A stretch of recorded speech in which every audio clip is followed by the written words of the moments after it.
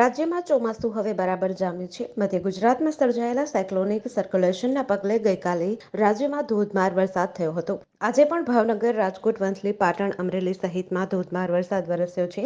સૌરાષ્ટ્ર અને દક્ષિણ તેમજ ઉત્તર ગુજરાતમાં આજે ભારેથી અતિભારે વરસાદની સંભાવના છે.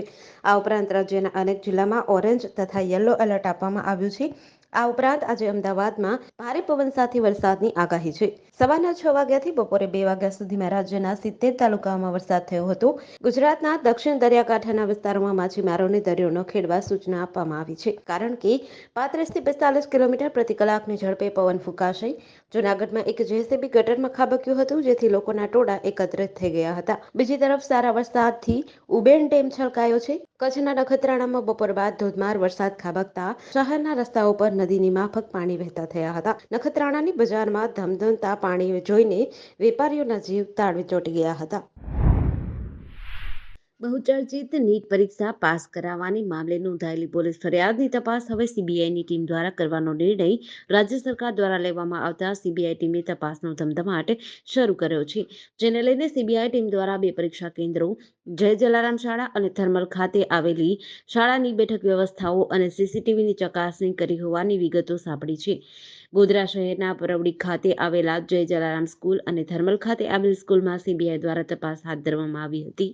ગોધરા શહેરના પરવડી ખાતે આવેલા જય જલારામ સ્કૂલ અને થર્મલ ખાતે આવેલી સ્કૂલમાં સીબીઆઈ દ્વારા તપાસ હાથ ધરવામાં આવી હતી. જેમાં ગોધરાની જય જલારામ સ્કૂલમાં સીબીઆઈ દ્વારા જ્યાં નીટની પરીક્ષા જે ક્લાસરૂમના વિદ્યાર્થીઓએ આપી હતી તે ક્લાસરૂમમાં બેઠક વ્યવસ્થા અને સીસીટીવી કેમેરાનું નિરીક્ષણ કર્યું હતું.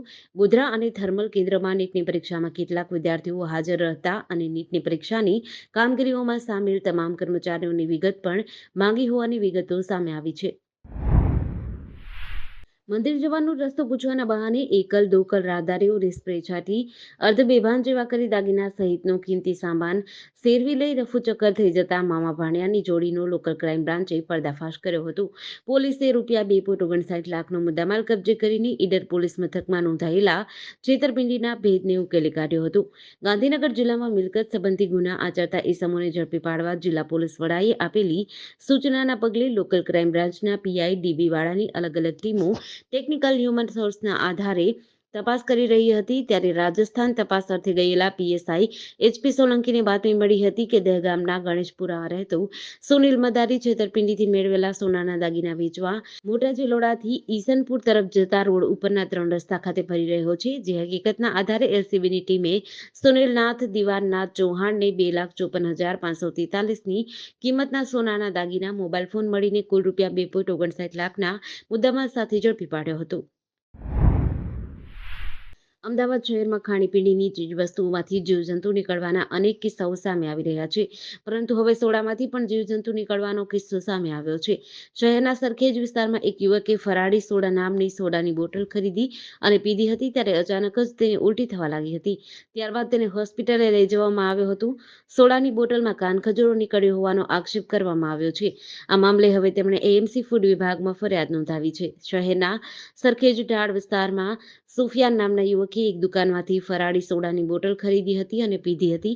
થોડી સોડા પીતાની સાથે તેને ઉલટી થવા લાગી, જેથી તેણે બોટલમાં જોયું તો તેમાં કોઈ જંતુ હતું. જે બાદ તેને તાત્કાલિક હોસ્પિટલે ખસેડાયો હતો. જ્યારે સોડાની બોટલમાં જોયું તો તેમાં કાનખજૂરો નીકળ્યો હતો. આ અંગેનો વિડીયો બનાવી સોશિયલ મીડિયામાં પણ વાયરલ કરવામાં આવ્યો હતો.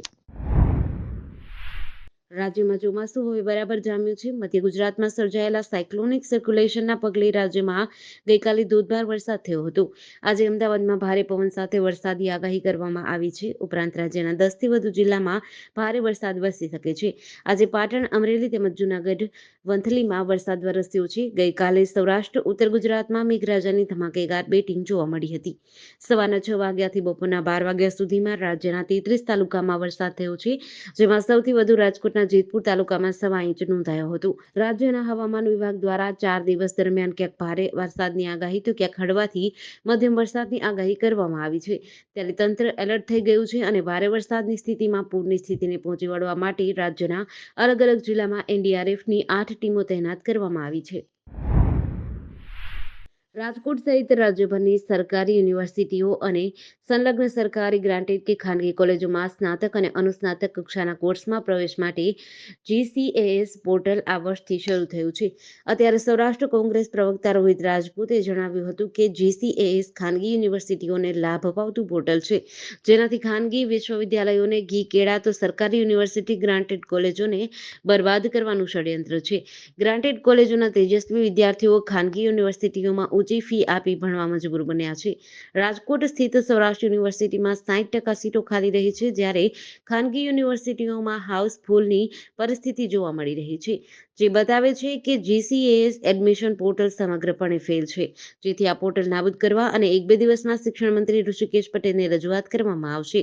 પ્રવેશના પ્રથમ રાઉન્ડના અંતે 60% જેટલી સીટ ખાલી રહી છે, જ્યારે 40.35% સીટો ભરાઈ છે. રાજકોટની અન્ય ખાનગી યુનિવર્સિટીની સાપેક્ષમાં સૌરાષ્ટ્ર યુનિવર્સિટીમાં ખૂબ જ ઓછી સીટ ભરાય તેનું કારણ એ છે કે અહીં મોડી પ્રવેશ પ્રક્રિયા શરૂ થઈ અને GCAS પોર્ટલ ઉપર રજીસ્ટ્રેશન ફરજિયાત છે. પાકિસ્તાનમાં કાળઝાળ ગરમીનો અંત નથી આવી રહ્યો. BBC ન્યૂઝ અનુસાર છેલ્લા 6 દિવસમાં અહીં 568 લોકોના મોત થયા છે, જેમાંથી મંગળવારે 141 લોકોએ જીવ ગુમાવ્યો છે. પાકિસ્તાનના સૌથી મોટા શહેર કરાચીમાં 24 જૂને તાપમાનનો પારો 41 ડિગ્રી પહોંચ્યો હતો. રિપોર્ટ અનુસાર છેલ્લા 3 દિવસમાં તાપમાનમાં ઘટાડો નોંધાયો છે. જોકે હવામાં વધુ પડતા ભેજના કારણે ભેજનું પ્રમાણ વધી રહ્યું છે, જેથી 40 ડિગ્રી તાપમાન પણ 49 ડિગ્રી જેવું લાગે છે. છેલ્લા 4 દિવસમાં 267 લોકોને હીટસ્ટ્રોકના કારણે કરાચી સિવિલ હોસ્પિટલમાં દાખલ કરાયા છે. પાકિસ્તાનની એક NGO એધી ફાઉન્ડેશનના વડા ફૈઝલે કહ્યું હતું કે તેઓ કરાચીમાં 4 શબઘર છે, પરંતુ સ્થિતિ એવી છે કે મૃતદેહો રાખવા માટે શબઘરમાં જગ્યા નથી. અહીં દરરોજ 30-35 મૃતદેહો આવે છે. ડોન ન્યૂઝ અનુસાર ઇમરજન્સી સર્વિસના કર્મચારીઓને અત્યાર સુધી કરાચીમાં રસ્તા પરથી 30 લોકોના મૃતદેહ મળ્યા છે. હવામાન વિભાગે આજે રાજ્યના મોટા ભાગોના વિસ્તારમાં ગાજવીજ સાથે હળવાથી મધ્યમ વરસાદની આગાહી કરી હતી. ત્યારે રાજકોટ જિલ્લાના ગોંડલ શહેરમાં 2.5 ઇંચ વરસાદ ખાબક્યો હતો. 2.5 ઇંચ વરસાદી તંત્રની પોલ ખુલી છે. શહેરમાં પ્રવેશવા માટેના મુખ્ય 3 અંડરબ્રિજમાં વરસાદી પાણી ભરાયા હતા.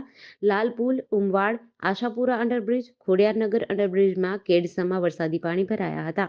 ઉમવાડા અંડરબ્રિજમાં પાણી ભરાતા બ્રિજ નીચે એક સ્કૂલ બસ અને એક ટ્રેક્ટર ફસાયું હતું, જેમાં રેલવે તંત્રની પોલ ખુલી હતી. તેમજ અનેક રાહદારીઓ અને વાહન ચાલકો પોતાના જીવના જોખમે અંડરબ્રિજ નીચે પસાર થતા જોવા મળ્યા હતા. શહેરમાં ધોધમાર વરસાદને પગલે 3 ખૂણિયા પાસે આવેલ હનુમાનજી મંદિર પાસે વરસાદી પાણી ભરાયા હતા, જેમાં નાના બાળકોને નાહવાની મોજ માણી હતી. ગોંડલના પ્રથમ વરસાદે ભ્રષ્ટાચારની પોલ ખોલી હતી. ભાગવતપરા વિસ્તારમાં ગોંડલી નદી કાંઠે ફૂટપાથ પર દિવાલ કરવામાં આવી હતી, જે દિવાલ વરસાદથી ધોવાઈ હતી અને ફૂટપાથ બેસી જતા ચાલુ વીજ પોલ ઝૂકી ગયા હતા, જ્યારે મોટી જાનહાનિ થતા અટકી હતી. પંચમહાલ જિલ્લામાં આવેલા કાલોલ તાલુકાના શિશુ મંદિર પાછળ આવેલા ગોમમાં નદીમાં એક JCB મશીન અને ટ્રેક્ટર દ્વારા બિનઅધિકૃત રીતે ખનન કરવામાં આવી રહ્યાની બાતમીના આધારે ગોધરા ખાણ ખનીજ વિભાગની ટીમે બાતમીવાળી જગ્યાએ રેડ કરી હતી. જે દરમિયાન એક JCB મશીન, એક ટ્રેક્ટર સાથે 2 ઇસમોની અટકાયત કરીને 40 લાખનો મુદ્દામાલ કબજે કરીને ધોરણસરની દંડાત્મક કાર્યવાહી હાથ ધરાઈ હતી. પકડાયેલા મુદ્દામાલને કાલોલ મામલતદાર કચેરી ખાતે સીઝ કરીને મૂકવામાં આવ્યો હતો. કાલોલ તાલુકામાં શિશુ મંદિર પાછળ આવેલા ગોમમા નદીના પટમાં એક JCB મશીન સહિત ટ્રેક્ટર દ્વારા બિનઅધિકૃત રેતીનું ગેરકાયદેસર રીતે ખનન કરી લઈ જવાઈ રહ્યું હતું, જેથી ગોધરા ખાણ ખનીજ વિભાગની ટીમે ગેરકાયદેસર રીતે ખનન કરી રહેલા માફિયાઓની અટકાયત કરીને કાર્યવાહી હાથ ધરી હતી. રોડના દબાણો વેપારીઓએ સ્વેચ્છાએ દૂર કર્યા. તાલાલામાં સરદાર ચોકથી સાસણ માર્ગના મધ્યબિંદુ 12 મીટરની બાઉન્ડ્રીમાં નિશાન કરાયા હતા. બંને બાજુ માર્ગ ખુલ્લો અને પહોળો થયો. તાલાલા નગરમાં સરદાર ચોકથી સાસણ રોડ ઉપર બાઉન્ડ્રીમાં આવતા દબાણો નાના મોટા વેપારી ભાઈઓએ સ્વેચ્છાએ દૂર કર્યા હતા. જૂનાગઢ બાંધકામ વિભાગના સૂત્રોએ આપેલી વિગત પ્રમાણે સાસણ રોડ ઉપર સરદાર ચોકથી ખાંડ ફેક્ટરીથી આગળ માર્ગની બંને બાજુ મધ્યબિંદુથી 12 મીટર સુધીમાં નગરપાલિકાના પદાધિકારીઓ સાથે રાખી નિશાન કરવામાં આવ્યા હતા. ત્યારબાદ માર્ગની બાઉન્ડ્રીમાં આવતા દબાણો સૌએ સ્વેચ્છાએ દૂર કર્યા હતા. માર્ગમાં મધ્યબિંદુ 12 મીટરની બાઉન્ડ્રીમાં આવતા અડચણો બંને બાજુ દૂર થતા માર્ગ ખુલ્લો અને પહોળો થયો હતો.